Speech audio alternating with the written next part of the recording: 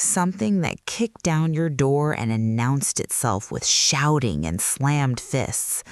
I didn't know it could arrive so quietly, wrapped in normal routines and familiar voices, hiding in the soft clink of coffee mugs and the hum of a refrigerator at midnight.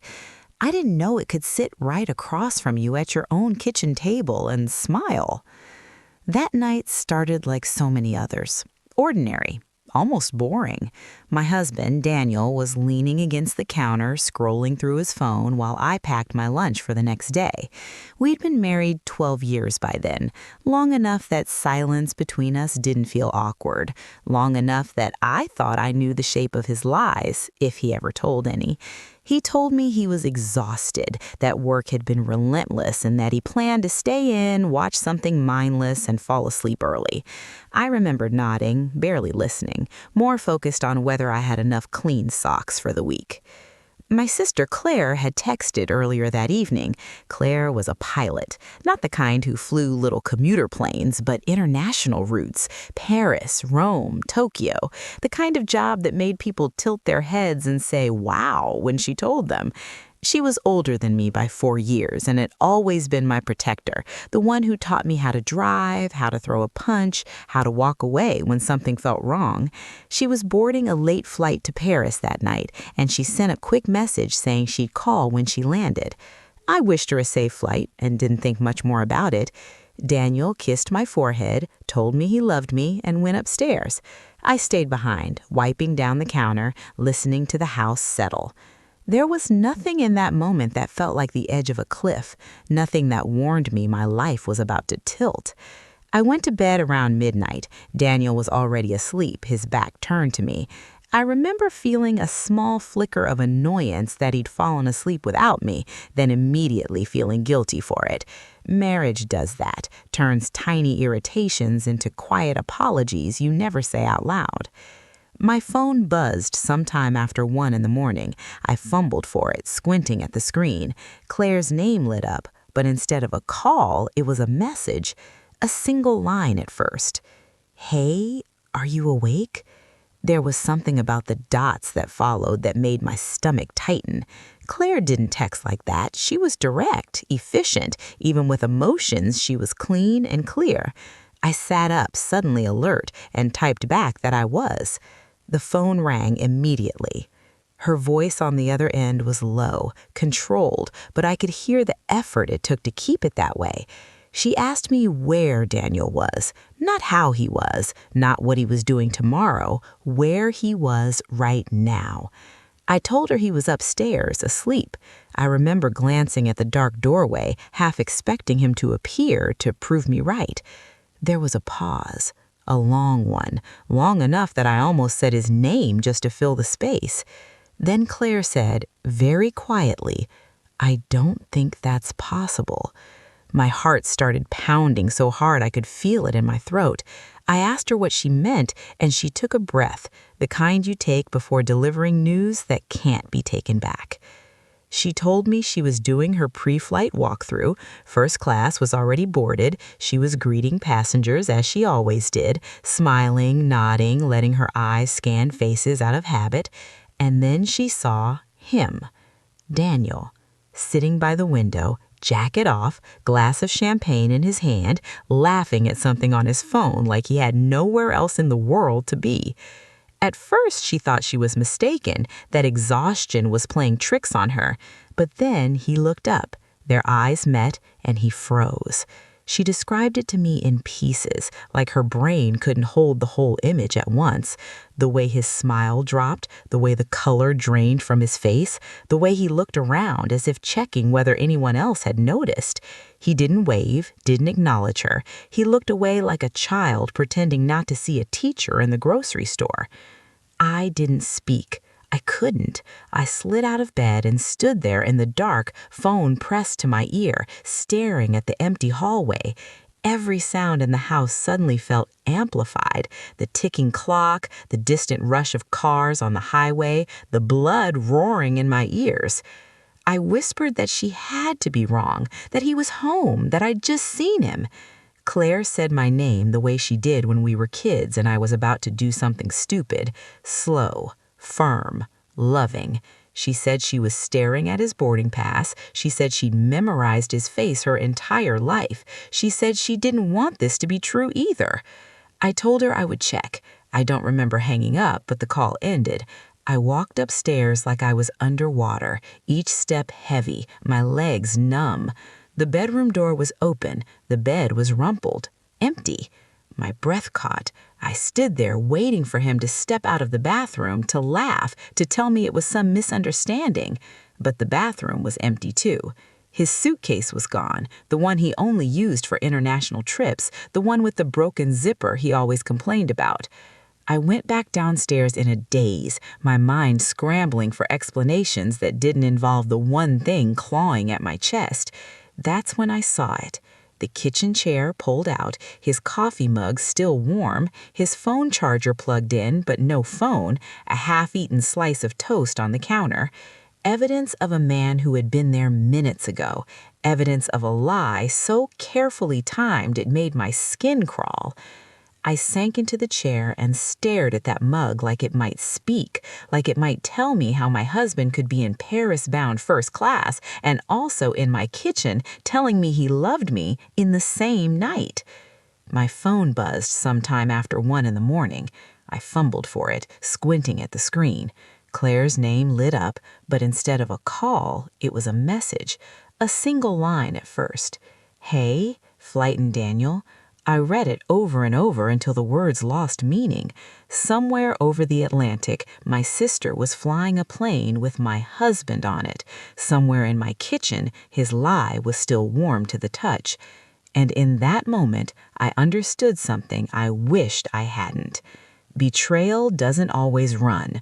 Sometimes it boards early, takes its seat, and counts on you trusting it enough to not look. I don't remember how long I sat there staring at that mug. Time did something strange in that moment, stretched and folded in on itself until minutes felt like hours. I finally stood up because sitting still made it feel too real, like if I kept my body moving, maybe my mind wouldn't catch up. I checked the front door. Locked. I checked the garage. His car was gone. That should have been enough, but I still walked from room to room, opening doors I already knew were empty, as if the act itself might rewrite the truth. I called Claire back with shaking fingers. She answered immediately, like she'd been holding her phone the whole time. I told her he wasn't here. I told her the bed was empty, the suitcase gone, the car missing. I didn't cry yet. I spoke in flat sentences like I was reporting someone else's life. Claire swore under her breath, something she almost never did. She told me she was about to taxi for takeoff, that she couldn't leave the cockpit once they were airborne. She asked if I was safe, if anyone else was in the house. That question broke something open in me. The fact that my big sister, flying a plane across the ocean, was worried about me alone in my own home made my chest ache. She told me she would call as soon as they landed. She said we would figure this out together. She said, "Whatever this is, you're not facing it alone." Then she had to go, her voice replaced by a click and then silence. The house felt cavernous after that. Every familiar object seemed foreign, like I was standing in a staged version of my life. I replayed the evening over and over. Daniel leaning on the counter, his casual tone, the kiss on my forehead, how easily he'd said he was tired, how easily I'd believed him. I picked up his coffee mug and carried it to the sink, then stopped. I don't know why, but I couldn't bring myself to wash it. It felt like erasing evidence, like letting him slip away clean. So I set it back down and instead went to the living room where his laptop sometimes lived. It wasn't there. Of course it wasn't. I sat on the couch and opened my phone, scrolling through our message history like it might confess something. There was nothing unusual. Good nights, grocery reminders, a dumb joke he'd sent me that afternoon about a coworker microwaving fish. I stared at that one the longest, wondering how a man could plan something like this and still send a joke about fish. Around 3 in the morning, I finally cried. Not loud, not dramatic, just tears sliding down my face as I sat in the dark, hugging a pillow like it could hold me together. I wasn't crying because I knew everything yet.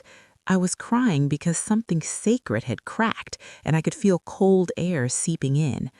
By morning, shock gave way to a kind of grim clarity. I showered, got dressed, made coffee I didn't drink. I called in sick to work without explaining why.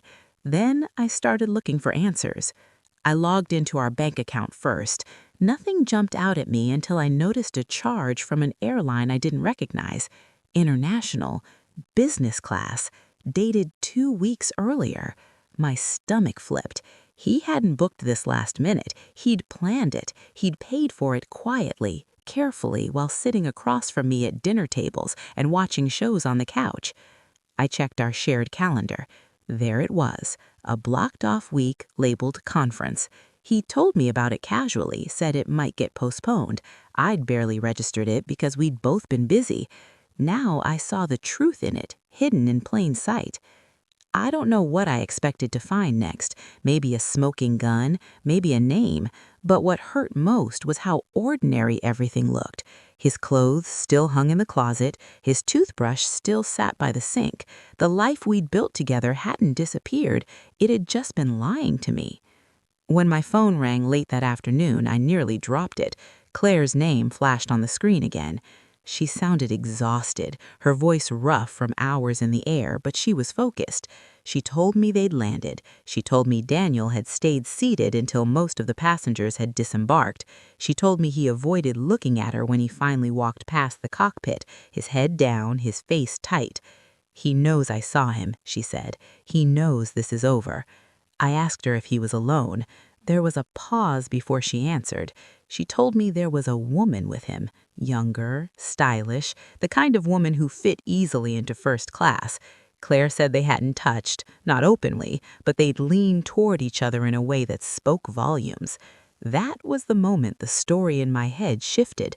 This wasn't a mistake. This wasn't a secret business trip. This was an affair that had crossed oceans. I thanked Claire for telling me everything, even the parts that hurt. She offered to come home early to cut her rotation short, but I told her no. I needed time to sit with this, to decide who I wanted to be next. She promised to keep her phone on, day or night. When I hung up, I felt strangely calm. Anger flickered at the edges, but beneath it was something steadier. Resolve, maybe, or self-respect waking up from a long sleep. Daniel texted me that evening. "Miss you. Paris is crazy. Can't wait to tell you about it." I didn't respond. The next few days were a blur of waiting and watching. I went through his email when I finally worked up the nerve. Hotel confirmations, museum tickets, reservations for two, names I didn't recognize, a whole parallel life laid out in neat digital lines. I didn't confront him right away. Part of me wanted to scream, to demand explanations, but another part of me wanted to understand the full shape of the lie before I touched it. I wanted the truth in my hands, solid and undeniable. When he finally came home 4 days later, I was sitting at the kitchen table, the same chair I'd sat in the night Claire called, the same mug, now cold, still on the counter. He walked in smiling, carrying souvenirs and jet lag like a costume. He started to speak, to launch into some story about delayed flights and croissants. Then he saw my face. "What's wrong?" he asked, concern slipping easily into place. I told him my sister had been his pilot. The color drained from his face just like Claire said it had. He opened his mouth, then closed it, sat down heavily across from me. I told him I knew about Paris, about the woman, about the lies. I told him I knew he'd stood in this kitchen and looked me in the eye and told me he'd be home all night. He cried. He apologized. He said words like mistake and confusion and loneliness. He said he never meant to hurt me. He said it didn't mean anything. I listened. I really did.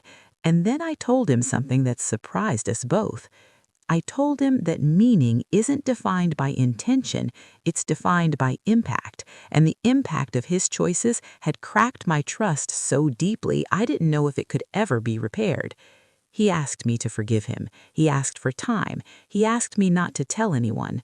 I thought of my sister, steady in the cockpit, choosing truth over comfort. I thought of myself standing alone in the kitchen while my marriage flew across the ocean without me. I told him no. That night, he slept in the guest room. The next week, he moved out. The house felt quieter, but also lighter, like something heavy had finally been named and set down. Betrayal had arrived quietly, but my response didn't have to be. And as painful as it was, I knew one thing for certain. I would never again ignore the moment my intuition whispered that something wasn't right. The first morning after Daniel moved into the guest room, I woke up before dawn to a quiet that felt unfamiliar. Not the peaceful kind, but the kind that makes you listen too closely to your own breathing. I lay there staring at the ceiling, thinking about how strange it was that the same house could feel like both a refuge and a crime scene. Nothing had changed physically. The walls were the same color, the floor still creaked in the same places, but trust had left the room, and its absence echoed louder than any argument ever had. Daniel tried to act normal that morning. He brewed coffee. He asked if I wanted some. I watched his hands as he moved around the kitchen, noticing things I'd stopped noticing years ago. The slight tremor when he poured the water, the way he avoided looking directly at me. He was afraid, not of losing me, I realized, but of what facing himself might require. I told him I needed space, not just physical space, but mental clarity. I asked him to take a few days and stay with a friend. He nodded quickly, like he'd been waiting for permission to leave without feeling like the villain. He packed another bag, this time without pretending it was for work, and left without trying to kiss me goodbye. The door closed, and for the first time since Claire's call, I felt like I could breathe. That week was one of the longest of my life. Friends noticed something was off, but I didn't tell them yet. I wasn't ready for their reactions, their anger on my behalf, their well-meaning advice. I needed to hear my own voice before I heard anyone else's. I went to work, answered emails, smiled when required. On the outside, I was functional. On the inside, I was sorting through 12 years of memories, trying to figure out which ones were real and which ones had been quietly poisoned by lies I hadn't known existed. At night, I talked to Claire. Long conversations that stretched past midnight. She didn't push me toward any decision. She just listened. Sometimes she shared her own regrets, the relationships she'd let go of because they didn't feel safe anymore. She reminded me that love without honesty isn't love, it's maintenance. Daniel texted every day, apologies layered on top of apologies, promises to go to counseling, promises to quit his job, to change his number, to do whatever it took. I read them all. I didn't respond. What surprised me most was how little I missed him. I missed the idea of him, the version I thought I'd married. But the man who could lie so easily, who could plan a romantic getaway with someone else while eating toast in my kitchen, felt like a stranger wearing my husband's face. When he came back to talk a week later, I was ready. We sat at the dining table this time, not the kitchen. It felt more formal, more honest somehow. I asked him questions, not to trap him, but to understand. How long had it been going on? Who was she? Did he ever plan to tell me? He answered, haltingly at first, then with more detail as the truth loosened its grip on him. 6 months, a woman he met through work. She knew he was married. He said it started emotionally, that tired old excuse, before it became physical. He said Paris was supposed to be a turning point, a way to figure out what he wanted. I listened, absorbing the shape of the betrayal. When he finished, I asked him one final question. If Claire hadn't been on that flight, I said, would you have come home and told me? He didn't answer right away. That silence told me everything. I told him I wanted a divorce. The word hung in the air, heavy but clean. He cried again. He begged. He told me we could rebuild. I told him some things can't be rebuilt without destroying the foundation they stand on. I told him I deserved a life where I didn't have to second guess every late night or business trip. He left that evening knowing the marriage was over. The weeks that followed were painful but purposeful. Paperwork, lawyers, dividing years of shared life into neat lists and boxes. I leaned on Claire more than ever. She flew in when she could, sat with me on the couch, helped me pack his things. She never said, "I told you so." She never blamed me for not seeing it sooner. She reminded me that trust is not stupidity and love is not a weakness. One afternoon, while sorting through old photos, I found a picture of Daniel and me in our early years. We were laughing, carefree, arms around each other. I studied it for a long time, waiting for bitterness to rise. It didn't. Instead, I felt gratitude, that love had been real once. It just wasn't anymore. The final conversation we had was brief. He came to pick up the last of his belongings. He looked older somehow, worn down by consequences. He asked me if I could think he could ever forgive me. I told him forgiveness wasn't the same as reconciliation, that I would let go of anger for my own sake, but I wouldn't let him back into a life he chose to leave. He nodded, like he understood, even if it hurt. After he drove away, I stood in the doorway and felt something close to peace. Months later, I flew to visit Claire. Sitting in the passenger seat of the cockpit, watching her prepare for takeoff, I felt an overwhelming sense of pride. She'd been my anchor when the ground fell out beneath me. She trusted her instincts and spoke up, even knowing it would shatter my world. That was love. As the plane lifted into the sky, I thought about how fragile lives are, how easily they can be split in two by a single moment of truth. I thought about kitchens and coffee mugs and the lies we don't question until it's too late. I didn't lose everything in that betrayal.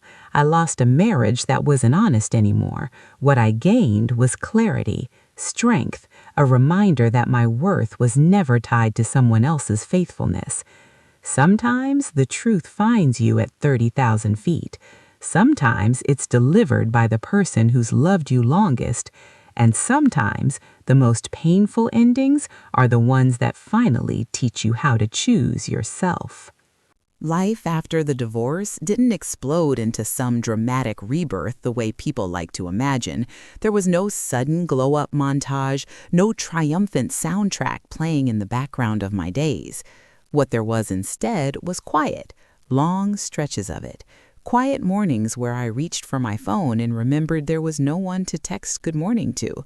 Quiet evenings where the other side of the bed stayed untouched. Quiet weekends where time felt wide and unstructured, almost intimidating. At first, that quiet scared me. It made too much room for thoughts I wasn't ready to finish. I stayed busy on purpose. I reorganized closets that didn't need organizing. I deep cleaned the house until it smelled like lemon and effort. I took on extra projects at work. Productivity became my shield. But eventually, the quiet stopped feeling like an enemy. It started to feel like honesty. I noticed things about myself I'd ignored for years, how much I liked waking up early when no one else needed anything from me, how music sounded different when I chose it only for myself, how my shoulders didn't tense when a phone buzzed late at night. There was grief, yes, but there was also relief, and admitting that felt like another kind of betrayal at first. Then it felt like truth. Daniel tried to check in a few times after the paperwork was finalized. Polite messages, updates about logistics. Once, a longer text where he said he missed our conversations, that I was still his best friend. I stared at that line for a long time before responding with something brief and neutral. I didn't owe him access to me just because he missed what he'd broken. Claire called me one night after a long-haul flight. She sounded lighter than usual, teasing me about how she'd finally taken a real vacation instead of a layover nap. At some point, she asked how I was really doing, not the polite version, the honest one. I told her I was learning who I was without being someone's wife. I told her it felt strange, but not wrong. She laughed softly and said, "That's how you know you're on the right path." A few weeks later, I made a decision that surprised even me. I took time off work and booked a solo trip, not to Paris. I wasn't ready for that kind of symmetry yet. Somewhere quiet, coastal, a place where no one knew me or my story. The first night there, I sat on a balcony overlooking the water, wrapped in a blanket, listening to waves crash in steady rhythm. I thought about the woman I'd been before the betrayal, how much certainty I'd carried, how little I'd questioned. I didn't judge her. I felt tenderness toward her. She'd loved deeply. She'd trusted fully. That wasn't something to be ashamed of. On the third day, I ran into a couple at a cafe. They were arguing quietly over directions, smiling even as they disagreed. For a split second, my chest tightened. Then the feeling passed. I realized I wasn't jealous. I was just remembering something that no longer belonged to me, and that was okay. When I returned home, the house felt different again. Not empty, open. I moved furniture, changed the bedroom, donated things that no longer felt like mine. Each small change felt like a declaration, a way of saying, this space reflects who I am now. One afternoon, while sorting through mail, I found a postcard addressed to me in Daniel's handwriting. He'd sent it from Paris weeks after the divorce was finalized. It was short, apologetic. He said he hoped I was well. He said the city reminded him of everything he lost. I didn't respond. I didn't need to. Closure doesn't always require conversation. Sometimes it's simply recognizing that the story has ended. Claire visited again that winter. We cooked dinner together, laughing over burnt garlic bread and old childhood stories. At some point, she grew quiet and told me she'd worried about telling me the truth that night on the plane, that she'd feared losing me if I somehow blamed her. I took her hand and told her something I hadn't said clearly enough before. I told her she hadn't ruined my life. She'd saved me from living one built on lies. Tears filled her eyes, and for a moment we were just sisters again, not pilot and passenger, not messenger and receiver, just two women who'd weathered something hard together. As the year went on, people started asking if I was dating. I smiled and said not yet, not because I was afraid, but because I was content. I was learning how to be alone without being lonely, how to trust myself again, how to listen when something felt off. Sometimes, late at night, I thought back to that kitchen, to the warm coffee mug, to the text message that tried to keep a lie afloat just a little longer. I no longer felt the sharp sting of it. Instead, it felt like a turning point, the moment the truth finally refused to stay quiet. I didn't become bitter. I didn't harden. I became more careful with my heart, yes, but also more honest.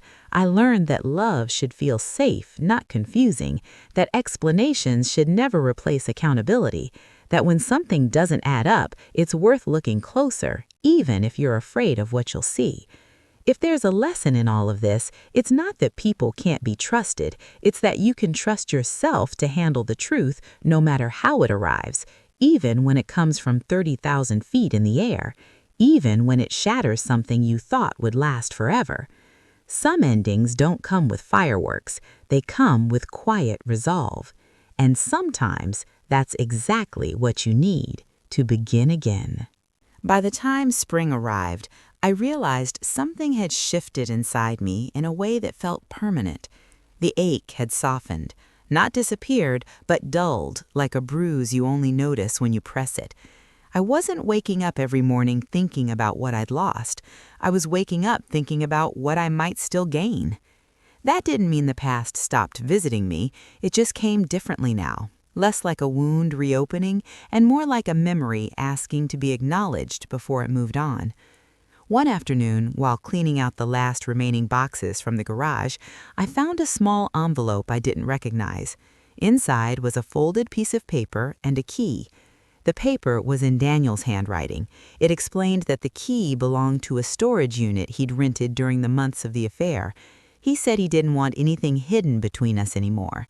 He said I could do whatever I wanted with what was inside. I sat on the garage floor holding that key for a long time. Part of me wanted to throw it away without looking back. Another part needed to know, not because I hoped to find something that would change my mind, but because secrets lose power once they're exposed. The storage unit was small and nondescript, the kind you could drive past 100 times without noticing. I unlocked it with steady hands, surprised by my own calm. Inside were boxes, clothes, a few personal items, and then, tucked into the back, a box labeled with my name. I opened it slowly. Inside were things he'd saved from our marriage, photos, cards I'd written him, a ticket stub from a concert we'd attended years ago. There was nothing incriminating, nothing shocking, just proof that he'd compartmentalized his life so thoroughly he'd managed to preserve pieces of us even while betraying me. I closed the box and sat there in the quiet, letting myself feel whatever came. What I felt was sadness, but not regret. I realized then that love can exist alongside selfishness and that truth doesn't redeem harm, it just explains it. I donated most of what was there. I kept the photos, not because I wanted to revisit the marriage, but because that chapter of my life mattered. It shaped me. Erasing it wouldn't make me stronger. Understanding it would. That summer, I took a class I'd always talked about but never made time for, creative writing. The first night, sitting in a circle of strangers, I felt oddly nervous. When it was my turn to read something aloud, my voice shook. I wrote about kitchens and airplanes and sisters who tell the truth. I wrote about the moment everything changed. After class, a woman I barely knew touched my arm and said, "Thank you for saying what I didn't know how to say." I went home that night feeling lighter than I had in years. Claire noticed the change too. She said my voice sounded steadier, that I laughed more easily, that I seemed rooted in myself again. Coming from her, that meant everything. Daniel reached out one final time that fall, not with excuses or apologies, but with accountability. He told me he was in therapy, that he understood now how deeply he'd avoided himself. He said he didn't expect forgiveness, only that he wanted to acknowledge the harm he'd caused. I replied with honesty and boundaries. I told him I was glad he was doing the work. I told him I wished him growth. I told him our chapter was closed.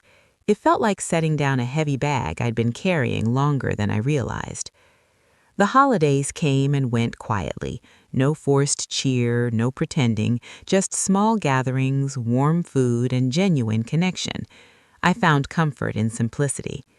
On New Year's Day, I stood at my kitchen window, coffee in hand, watching snow fall softly. The same kitchen, a different life. I thought about how easily I could have dismissed Claire's call that night, how tempting it would have been to believe the lie because it was easier than facing the truth. I felt grateful I hadn't. Some people think strength looks like confrontation, like shouting and demands. For me, it looked like stillness, like listening, like choosing not to accept less than honesty, even when the cost was high. I don't know what my future holds. I don't know who will sit across from me at this table years from now, but I know this. My life is no longer based on assumptions. It's based on awareness, and that makes all the difference. If you're listening to this and something in your life doesn't quite add up, I hope you don't ignore that feeling. I hope you trust it enough to look closer, not because the truth won't hurt, but because living without it hurts more in the long run. Sometimes the universe sends the truth in the most unexpected way. Sometimes it comes from 30,000 feet in the air, and sometimes it comes wrapped in love, even when it breaks your heart. By the time a full year had passed since the night Claire called me from the plane, I no longer measured time by before and after. The rupture had become part of my story, not the headline. Life had filled in the space where shock once lived, not with noise, but with texture, with days that felt complete on their own. I started volunteering at a local community center, teaching writing workshops once a week. At first, it was just a way to give structure to my evenings, but it quickly became something more. People came with their stories folded tightly inside them, unsure if they were allowed to take up space. Watching them unfold those stories reminded me of my own first night in that creative writing class, how powerful it was to be heard without being judged. One evening, after a workshop, a young woman lingered behind. She told me she'd been listening to my story in fragments, through the way I encouraged others, through the examples I used. She said she was in a marriage that didn't feel honest anymore.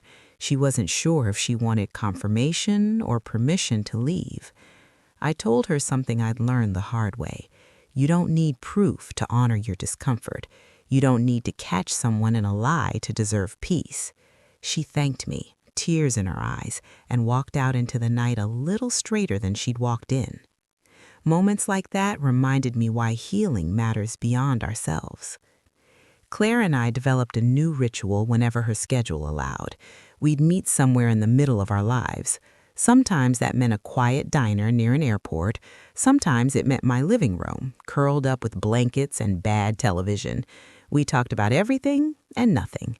We laughed about childhood memories. We mourned our parents getting older. We planned imaginary trips we might take someday together.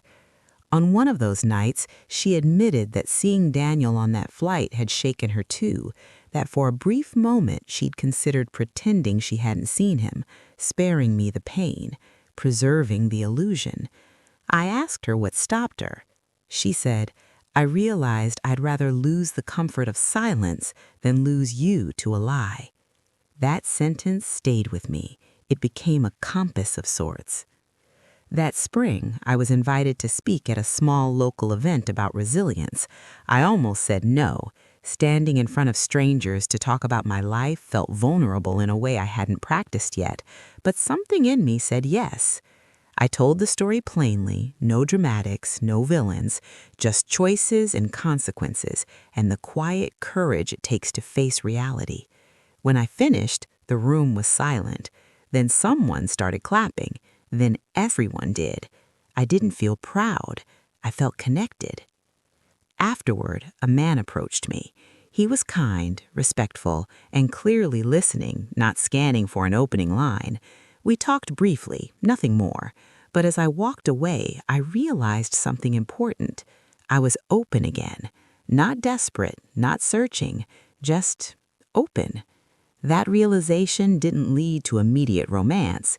It led to patience, to letting things unfold without forcing them into familiar shapes, to trusting that I could recognize safety when it appeared. There were still moments of grief, anniversaries that surprised me, songs that caught me off guard in grocery store aisles, but they passed through me now instead of taking residence. One night I dreamed about the plane, about sitting beside Claire in the cockpit, watching the horizon stretch endlessly ahead of us. When I woke up, I understood the metaphor without effort. I wasn't a passenger in my own life anymore. Daniel faded into the background of my thoughts, not erased but no longer central. When I heard through mutual acquaintances that he'd moved to another city, it barely registered. His path was his own now. On the anniversary of the divorce, I did something symbolic.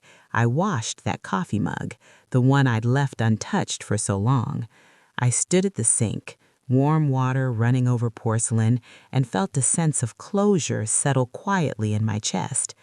Objects only hold meaning as long as we give it to them. That night, I poured myself a cup of tea, sat at the kitchen table, and wrote. Not about betrayal, not about loss, about gratitude, about growth, about the strange, beautiful way life reroutes us when we're brave enough to stop clinging to what no longer serves us. If there's one thing this journey taught me, it's that truth doesn't always arrive gently, but it always arrives to set something free. Sometimes it frees you from a relationship. Sometimes it frees you from the version of yourself that was afraid to stand alone. I used to think safety came from certainty, from plans and promises and shared routines. Now I know safety comes from self-trust, from knowing that whatever happens, I will face it with honesty. The night Claire saw my husband on that flight to Paris while he sat in my kitchen wasn't the end of my life.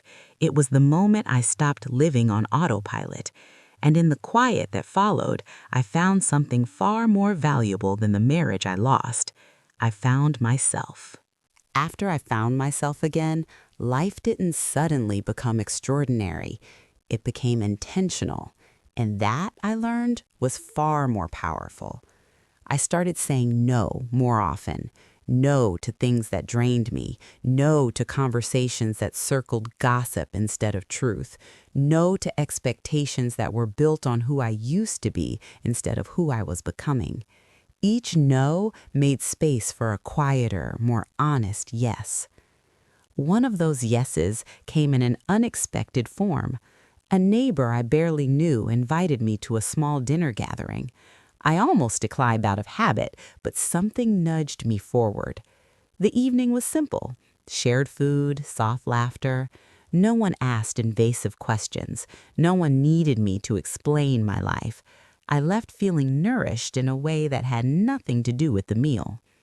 That night, I realized how much of my marriage had required me to manage someone else's comfort, to soften truths, to keep peace. Living alone had stripped that away. What remained was a version of me that felt lighter, less edited. Claire noticed it too. She joked that I sounded like someone who knew where she was headed, even if she didn't have the map yet. Coming from a woman who navigated the skies for a living, that felt like high praise. Around that time, I received an email from the airline.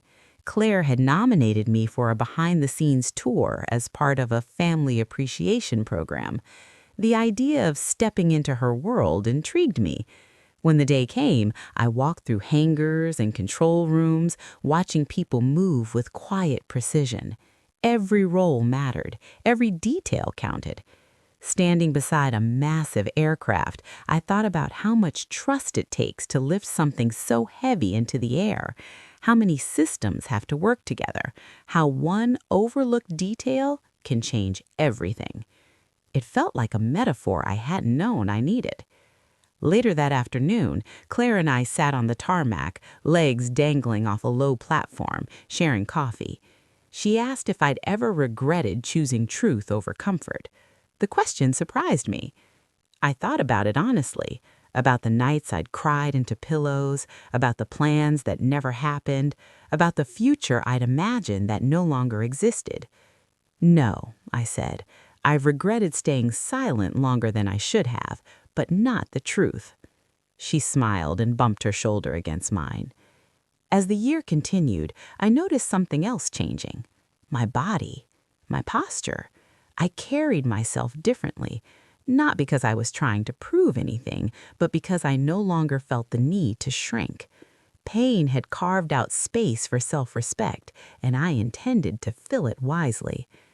I reconnected with an old friend I'd drifted away from during my marriage. Over coffee, she admitted she'd always sensed something off with Daniel, but hadn't known how to say it. Instead of feeling angry, I felt grateful. We talked for hours, picking up threads we'd dropped years before. That conversation taught me something important. Isolation doesn't always look like being alone. Sometimes it looks like being surrounded by people but not truly seen. Rebuilding my life meant rebuilding my community too. I began hosting small dinners at my place. Nothing fancy, just people I trusted, sharing stories and food and laughter. My home, once the backdrop of betrayal, became a place of warmth again, a place where honesty was welcome. One evening, as I cleaned up after guests had left, I caught my reflection in the kitchen window. For a moment, I saw the woman I'd been on the night everything fell apart. Then I saw who stood there now. The difference wasn't visible in features, it was in presence. I no longer flinched at the sound of a phone buzzing late at night. I no longer replayed conversations looking for hidden meanings. Peace, I learned, is often just the absence of constant vigilance. There were moments when fear whispered, when I wondered if I'd ever trust someone fully again. But instead of pushing that fear away, I listened to it. I let it inform my boundaries without building walls. I wasn't closed off. I was careful. There's a difference. One afternoon, I received a letter from the writing workshop student who'd lingered behind months earlier. She thanked me. She said she'd left her marriage, that it was terrifying and painful, but also honest. She said my words had given her permission to choose herself. I held that letter and cried, not from sadness, but from the realization that our hardest experiences often become someone else's lifeline. If my story had taught me anything, it was that truth travels farther than we expect.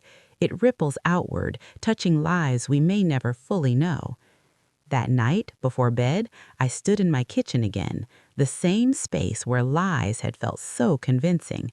I looked around and felt only gratitude for clarity, for courage, for the sister who chose honesty over ease. Life hadn't given me the ending I thought I wanted. It gave me something better. It gave me agency. And that, I've learned, is the foundation of every meaningful beginning. By the time the second year after the divorce rolled around, the story no longer felt raw when I told it. It felt settled, like a scar you notice only when someone asks about it. I had stopped introducing myself through what happened to me and started speaking from who I had become because of it. That shift changed everything. I accepted an invitation to attend a weekend retreat focused on storytelling and healing. It was held in a quiet mountain lodge, far from cell service and distractions. On the first night, as we sat in a circle of strangers, the facilitator asked us to share one moment that changed the trajectory of our lives. When it was my turn, I didn't rush. I spoke slowly, letting the words breathe. I talked about my sister, about an airplane bound for Paris, about a kitchen that held two truths at once. When I finished, no one rushed to fill the silence. That silence felt like respect. Later that evening, someone approached me by the fireplace. She said she'd spent years doubting herself, ignoring red flags because she didn't want to seem dramatic or ungrateful. She said hearing my story made her realize intuition isn't paranoia, it's wisdom. I carried that moment home with me. Claire and I took our first trip together that wasn't connected to work. A small coastal town, just the two of us. We walked for hours, talking about everything from childhood memories to the futures we were still shaping. At one point, standing by the water, she said something that caught me off guard. "You know," she said, "that night on the plane changed how I see my job." I asked her what she meant. She told me that piloting had always been about responsibility, about getting people safely from one place to another.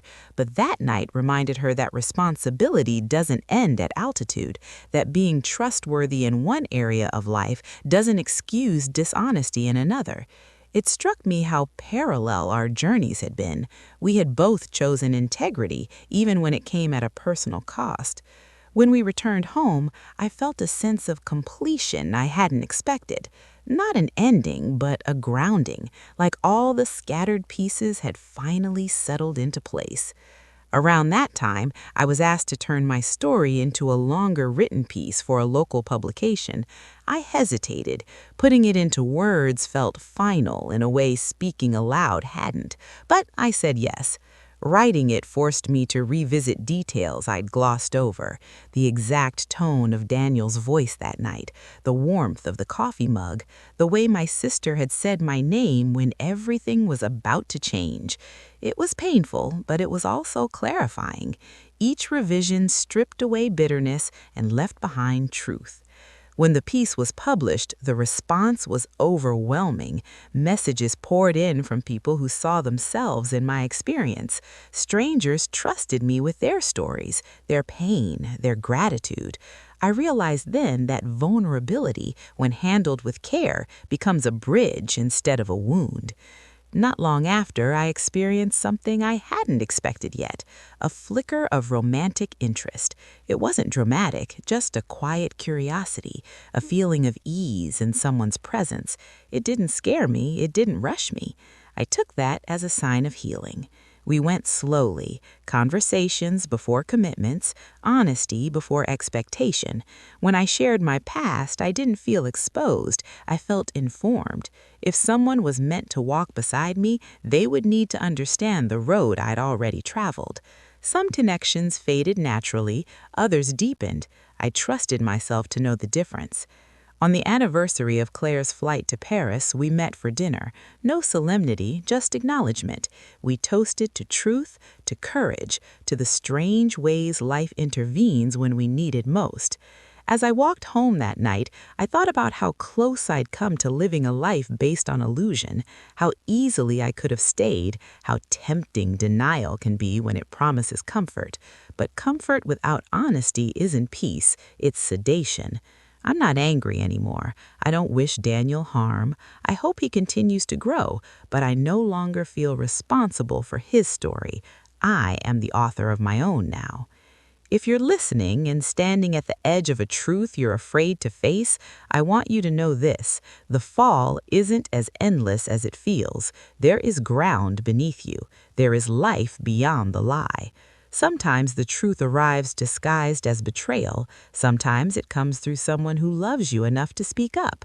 And sometimes it arrives at exactly the moment you're strong enough to survive it. I didn't lose my life that night. I reclaimed it. As time went on, I became more aware of how subtly the past tried to reinsert itself into my present. Not in big, obvious ways, but in small reflexes. The way I hesitated before trusting a kind gesture. The way I sometimes waited for disappointment even when none was coming. Healing, I learned, isn't about erasing those instincts. It's about recognizing them and choosing differently anyway. I began practicing something new with myself. When fear surfaced, I didn't shame it. I asked it what it was protecting. Often it was just asking for reassurance that I wouldn't abandon myself again. That realization changed how I showed up in every relationship. Claire and I talked about that one night over tea. She said pilots are trained to respect fear, not ignore it. Fear signals something worth paying attention to. Panic comes from not listening. I smiled at the parallel, struck again by how often life echoed its lessons if you were willing to hear them. Around that time, my writing workshops expanded. More people came. More stories were shared. I noticed a pattern. Many of us had been taught to endure rather than to question, to be loyal at the expense of ourselves, to mistake silence for strength. I didn't preach, I just shared what I'd learned, that you can love deeply and still walk away, that staying isn't always noble, that leaving doesn't mean you failed. One evening, a man in the workshop shared that he'd been unfaithful years earlier and had never told his partner. He said he justified it because it was over, because she seemed happy, because telling her would only cause pain. The room grew quiet. I told him gently that secrets don't disappear, they just shift the burden onto someone else's reality. I told him that honesty isn't about relieving your guilt, it's about respecting another person's agency. He nodded, eyes downcast. I don't know what he chose after that, but I hope the seed took root. Claire accepted a promotion that year, moving into a role that required more training and fewer long-haul flights. She joked that maybe the universe was giving her a break after all the emotional turbulence she'd helped navigate. I was proud of her in a way that felt almost maternal, even though she was older. She'd grown in her own way, too. We celebrated her promotion with dinner at my place. As we sat at the table, laughing, I caught myself thinking how different everything might have been if she'd chosen silence that night, how my life would have continued on its old trajectory, steady but false. The thought sent a shiver through me. I was grateful for the disruption. That fall, I encountered Daniel unexpectedly at a grocery store. It had been a long time since I'd seen him. He looked healthy, grounded. We exchanged polite greetings, nothing more. As I walked away, I noticed my heart rate remained steady. No spike, no ache, just neutrality. That, I realized, was freedom. Later that evening, I wrote about the encounter, not with judgment, with clarity, about how healing doesn't always announce itself. Sometimes it's simply the absence of reaction. The person I was slowly becoming was someone I trusted, someone who didn't rush past discomfort or cling to nostalgia, someone who could hold complexity without collapsing under it.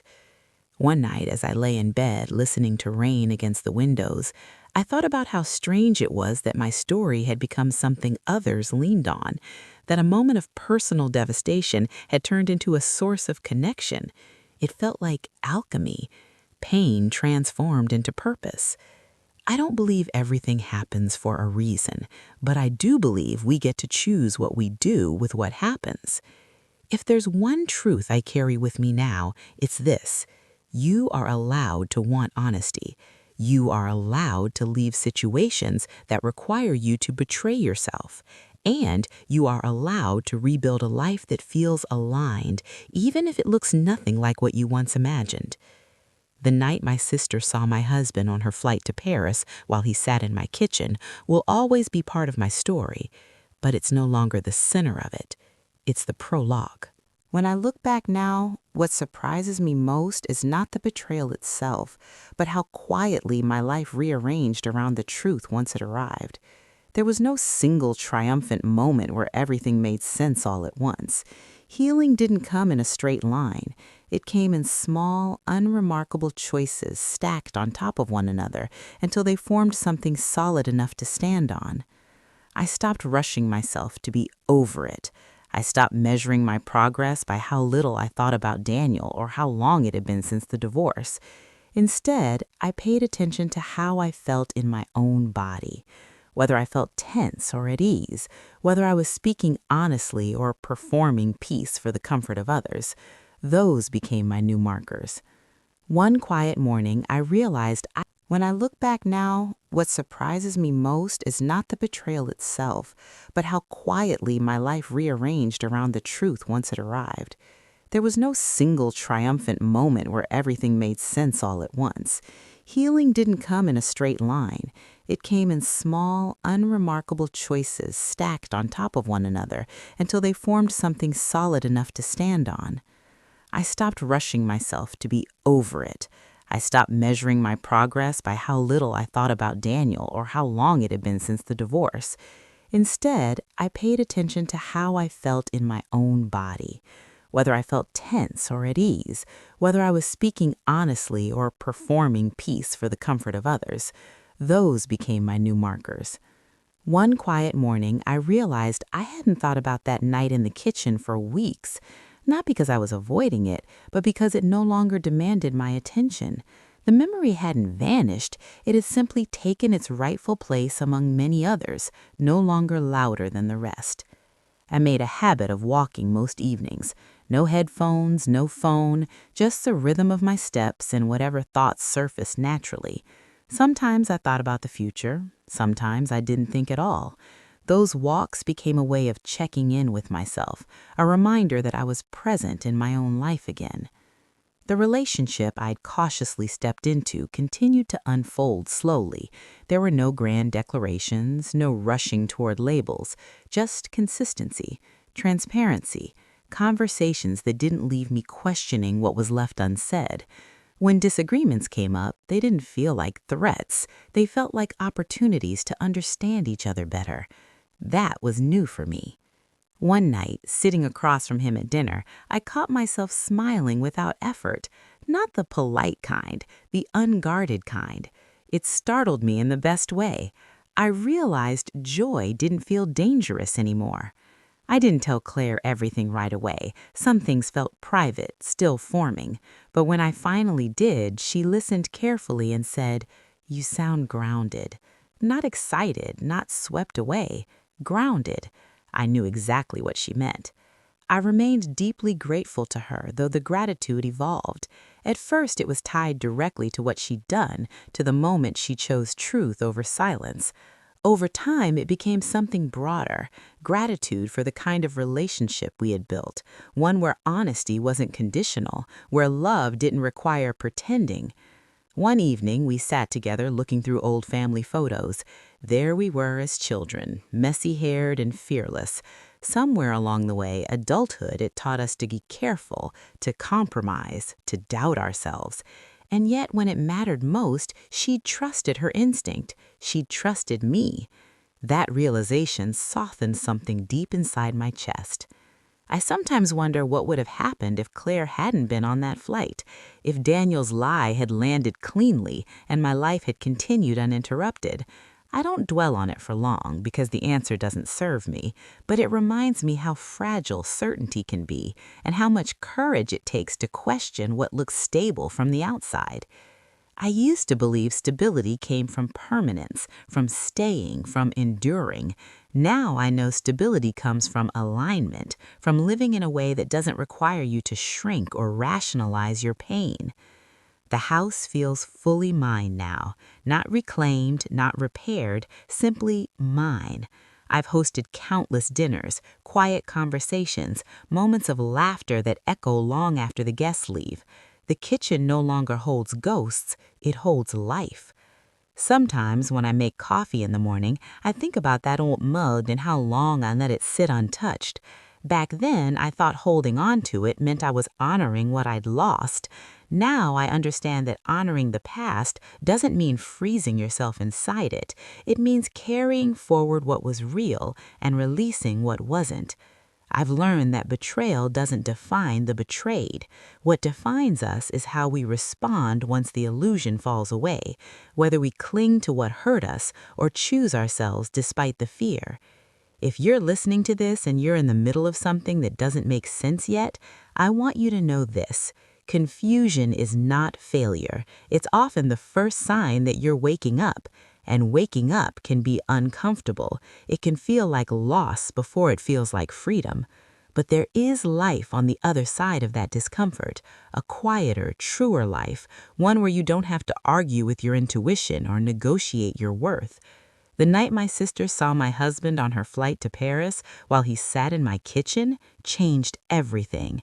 Not because of the betrayal itself, but because of what it forced me to confront, that I deserved honesty, that love without integrity is not love at all, and that I was capable of rebuilding even when the blueprint I'd relied on collapsed. This story doesn't end with revenge. It doesn't end with bitterness. It ends with clarity. It ends with a woman standing in her own life, no longer afraid of the truth, no longer negotiating with lies, no longer waiting for permission to choose herself. And if there's a moral to all of this, it's simple. Pay attention when something doesn't add up. Trust the people who love you enough to tell you the truth, and never underestimate your ability to survive what you once thought would destroy you. Because sometimes the truth doesn't come to ruin your life. Sometimes it comes to give it back to you.